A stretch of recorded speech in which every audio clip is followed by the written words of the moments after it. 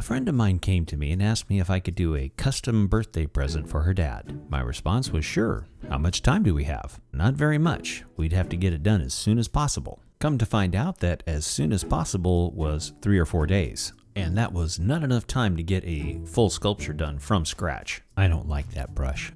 Oh, here we go. That's the brush I want. So I had to come up with a solution on how to get this done within that time frame. And you ask how I'm going to do it? Stick around and I'll show you how I did this in 3 days' time on clay formations.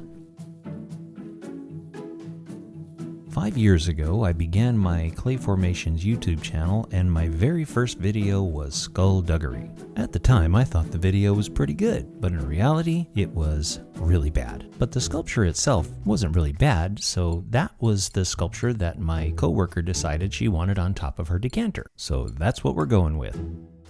First, we'll take the top of the decanter and this skull as a cheat in order to save a little bit of time. Okay, next we'll take out these cheesy looking rubies in his eyes. I found these skulls in Morro Bay, and of course naturally I had to buy them all. I guess you could call me a skull hoarder, because wherever I go, if I ever find a skull somewhere in a shop, I end up having to buy it. Now I'll put the skull back into the lay chuck and mark where the horns are going to go. Those cracks in the skull really helped it to be symmetrical. Didn't have to do much thinking on that. Now with my precision surgical tool, also known as a drill, I will commence with the lobotomy. Ooh, he's got a dusty brain. Okay, now that his holes are drilled, we will take some wire and we'll cut that in half and use those for his horn armature. I'm going to put some tape on the bottom of the decanter topper because I don't want the lathe chuck to damage or scar the glass in any way. Always want to keep your customers happy.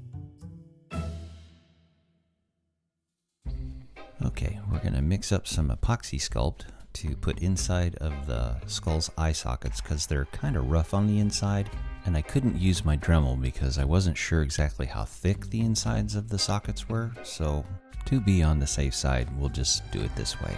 And actually, it turned out pretty nice. There you go.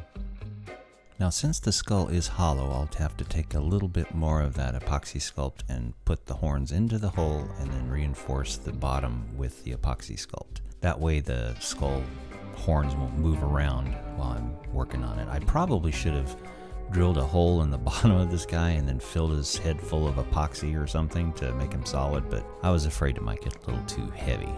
Okay, this is the part where I was the most frightened and scared of doing, because this is epoxy sculpt, and once I put that skull on, it would be permanent. It would not be coming off without breaking the glass. And here I'm just making sure that the skull is in the proper position, left to right, right to left, front and back. I didn't want it to be lopsided. And then I waited about 10 minutes, and it seemed to be set up enough to where it wouldn't move when I blended it into the skull. Not too bad. Alright, now that all the epoxy sculpt everywhere is cured, we'll be able to make the horns. I'll start by putting some clay onto the horn armature and taper it from the tip all the way down to the bottom of the skull.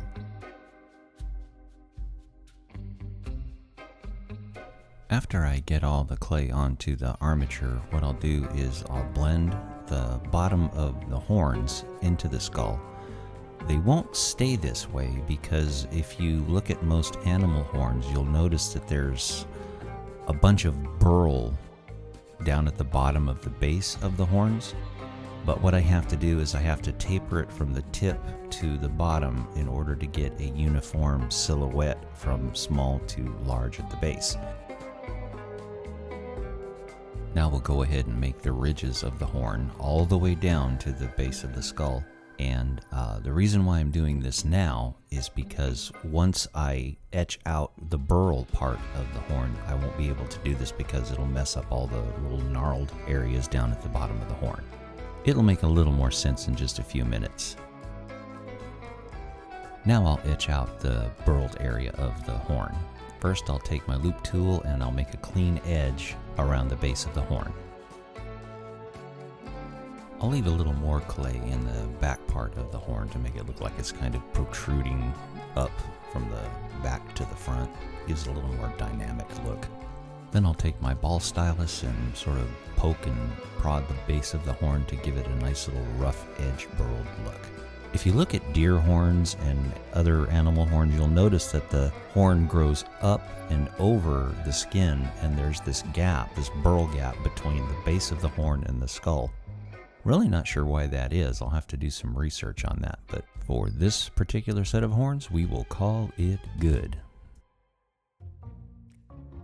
Now, the original Skullduggery had a pair of fangs and no lower jaw. This one has a lower jaw, so it's going to be a little bit difficult to get those fangs to be on this sculpture, but we will do the best we can with what we have.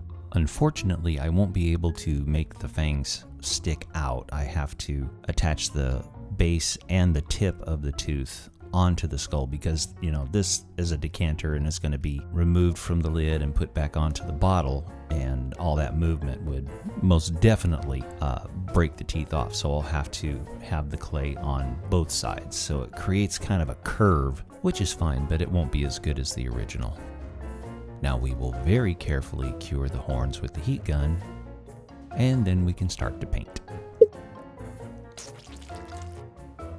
The first thing we'll do is we'll give him a coat of black paint all over his horns and his skull. Now right around here I'm trying to be careful not to get too much paint onto the decanter top, because I know I can scrape it off with an X-Acto blade, but I really didn't want to have to do that too much.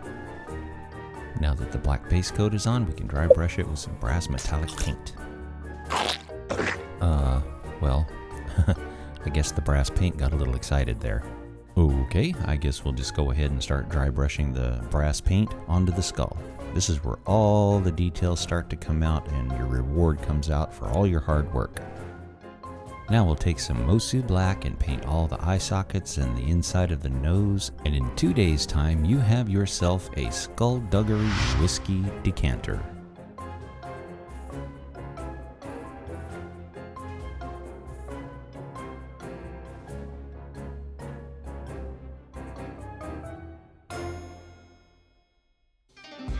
Hey everyone, if you've made it this far, you are the top of my whiskey decanter, and I can't tell you how much I appreciate you watching. And don't forget to do all that good stuff like, subscribe, share with a friend, or even better yet, go watch it again. And a big shout out to all my subscribers. I cannot tell you how much I appreciate you. Everybody take care, and we'll see you next time.